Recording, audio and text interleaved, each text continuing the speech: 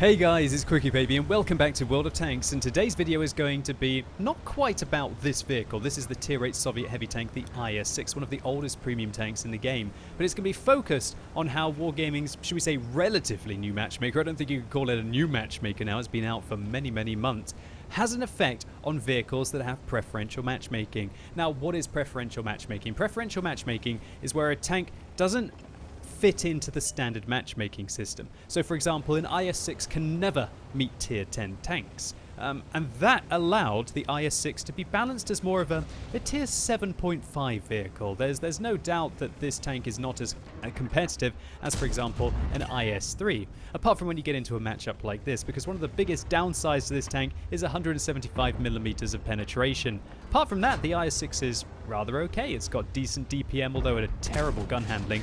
To all intents and purposes, really, this gun is kind of the same as the tank that I just shot, the IS, and I think it would be pushing it to say that the IS's gun was good for tier 7 with regards to everything apart from alpha damage.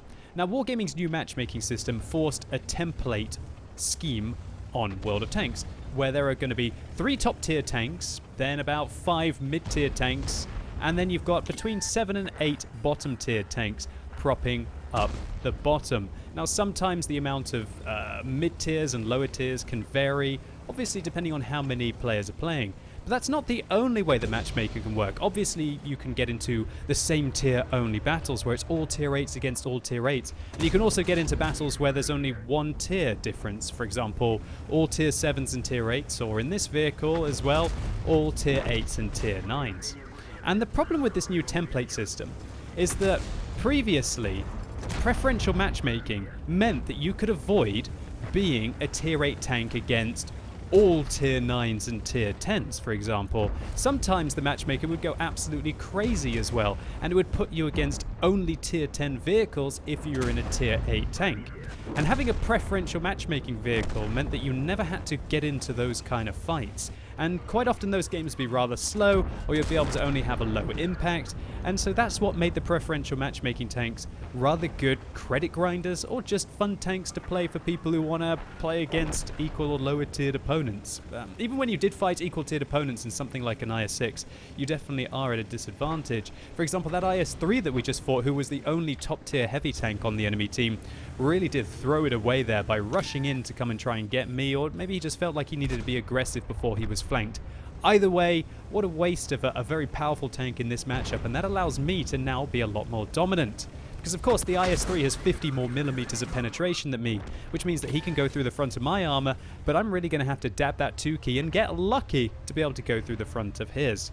Now, the artillery have given me a good couple of kicks this game, so I'm going to really enjoy killing these artillery here. But back to what I was talking about, that really now tier 8 preferential matchmaking tanks frequently get into either tier 8 only games or tier 8 and tier 9 games. And remember that you're a tier 7.5 tank, and so these vehicles just don't feel competitive. In fact, I played through an entire evening in preferential matchmaking tanks when I was doing a premium tank tech tree showcase, which is from where this replay was, or came from, I should say, and I think I only got into 1 or 2 games out of 40 where I did meet tier 6 tanks when I was only playing tier 8s. Pretty crazy. Now, there was a lovely gentleman on the World of Tanks forums called Krypton69 who actually posted up some really relevant information. He recorded a series of tier 8 games that he played where he was facing off obviously against a variety of tanks. And out of 1,000 tanks that he met, he only met 21 tier 6 tanks, 74 tier 7 tanks, 581 tier 8 tanks, 266 tier 9 tanks, and 93 tier 10 tanks. Now, what's weird about this is you think that if you're playing a tier 8 vehicle, that there will be 3 tier 8s on your team, and then there'll be half of the enemy team would be tier 6s. And that's when you get into your best matchup. And when you get into your worst matchup, there are only going to be 3 tier 10s on the enemy team. So the fact that over 1,000 different tanks that he met, he faced nearly 5 times as many tanks that were 2 tiers higher than him, that were 2 tiers lower than him, even though that those tanks were limited, really shows you that the amount of tier 6 tanks that you see in your tier 8 vehicles and your tier 7 tanks as well are truly limited at the moment. Now, it's only natural this would happen over the game's course, right? There are loads and loads of people and now got through those lower tiers, and of course, the lower tiers don't actually require you to play that much, right? You might only need about 50,000 experience to go from tier 5 to tier 6, for example. But when you're wanting to go from tier 8 to tier 9, you're looking at like 100k just to be able to unlock the tank, maybe 150k in some examples. And tier 9 to tier 10 can be up to like 300,000 experience. So of course, people are going to be playing more in their higher tiered vehicles. And so that means that Wargaming I've got a big issue there, and now that more and more people are just getting to tier 10 as well and having a variety of tier 10s unlocked, as the game has been out for a long time now, and a lot of people are either having all the vehicles or at least multiple tier 10s in their garage. Well, I don't think a lot of people have all the tanks. I think you still got to put a lot of effort in. I've still got tanks that I haven't quite managed to get a hold of yet, and I've played 45,000 games of World of Tanks. But my point is that there are more and more higher tiered vehicles inside the matchmaking system. Now, Wargaming are trying to make steps to remove the higher tiered vehicles. That's what they're doing with their new Grand Battles mode. They're hoping that all the tier 10 tanks are going to get stuck playing 30 versus 30, which should relieve some of the pressure off tier 8 and tier 9. And obviously, sorry, not tier 7. I was thinking about tier 7 scouts, but that has been changed as well.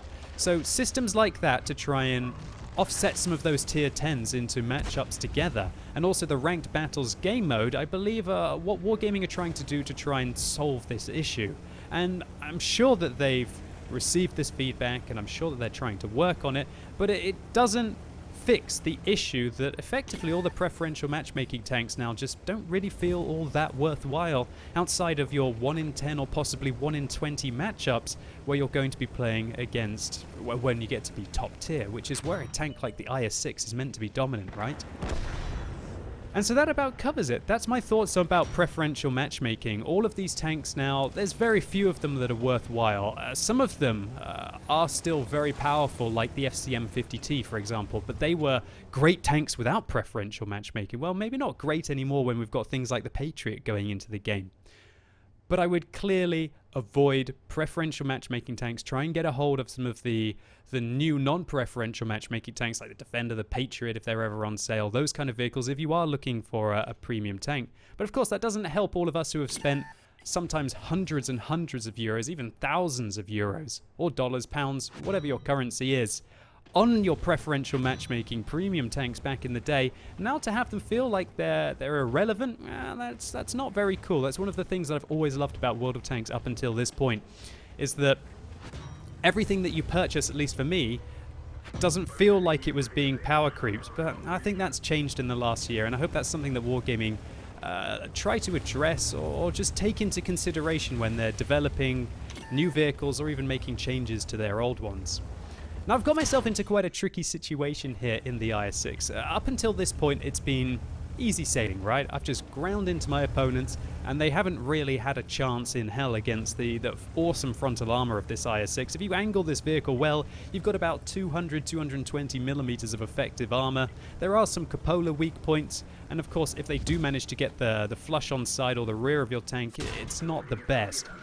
But one of the real downsides to this vehicle is 350 meters view range. Even though I do have an exceptionally skilled crew in this tank, I've most likely got recon and situational awareness, and I'm also using a premium consumable, I cannot see very far with that 350 meters base view range. So these light tanks are trying to engage me at long range, and so what I need to do is just keep my frontal armor facing towards them as much as possible, and then wait for the Bat Chantillon 12T to inevitably make a mistake. Now the pressure's on them. And this poor 5916, maybe he's run out of his APCR rounds right now. I think he was firing a few at me earlier.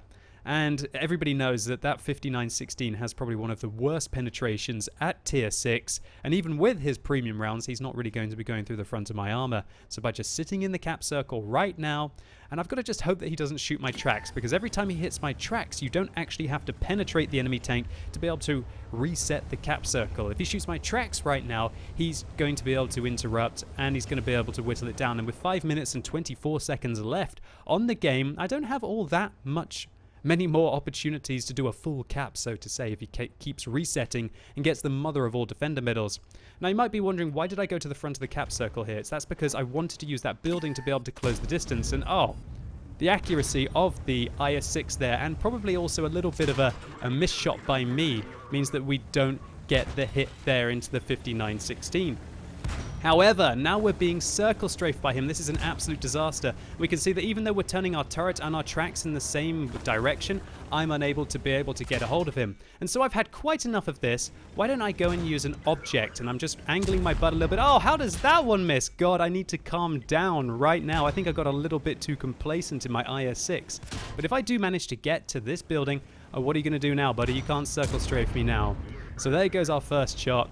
Now I'm going to try and pressure him, but this 59-16 is definitely showing that he is not an idiot, and he's managed to get away from the IS-6. I'm unable to get him there, and there's no way I'm going to try and play kiss chase, so to say, by chasing up behind this 59-16. I need to turn my tank around, but he also clearly is not an idiot as he manages to reverse at a record pace. That vehicle seems to be able to go back very quickly, so it doesn't even need to turn the tank around.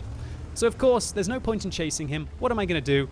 Well, I'm going to have to just start the cap timer going up again and then wait to see what he does. Now, in this situation, what am I thinking that he's going to do? I'm thinking that he might try to slowly reverse away here to try and maybe get behind this building, to try and get hidden where he can try and flank me. Maybe he can reset the engagement and get up on the hill. And I think that's what he's trying to do now, the way that he's reversing away, to no longer be proxy spotted.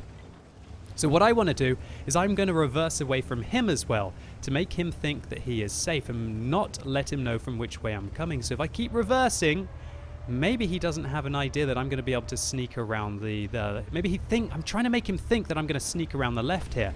And now that I've gone there, I'm going to swing around so I'm outside of the proxy view range, come round, and there you go. And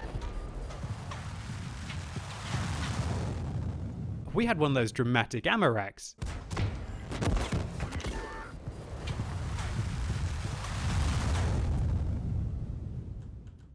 Yeah, a very fitting end to this round with the IS-6. So a pretty okay game here for the IS-6. We get an ace tanker, a Pascucci's medal for killing those two self-propelled guns. That was a very good feeling at the time, considering they were spending so long shooting at me. A Radley Walters medal for that 8th kill on the 59-16. A cool-headed medal for ricocheting so many rounds in a row. A steel wall for bouncing 2,430 damage. And a high caliber for 4,528 damage dealt. And also, we didn't fire any premium rounds this game, so our ammunition resupply wasn't all that expensive. We make 160,000 credits profit with a personal reserve. So tier 8 matchmaking is pretty messed up right now, but I have to admit I haven't actually tested playing a lot of tier 8 tanks now that the grand battles are out. Maybe that's going to help the scenario. But when you think about it, tier 10 tanks are irrelevant for the IS-6. This vehicle's problem is there are far too many tier 8 and tier 9 tanks playing, and then it doesn't get into those tier 6 and tier 7 matchups, considering the vehicle is balanced about tier 7.5.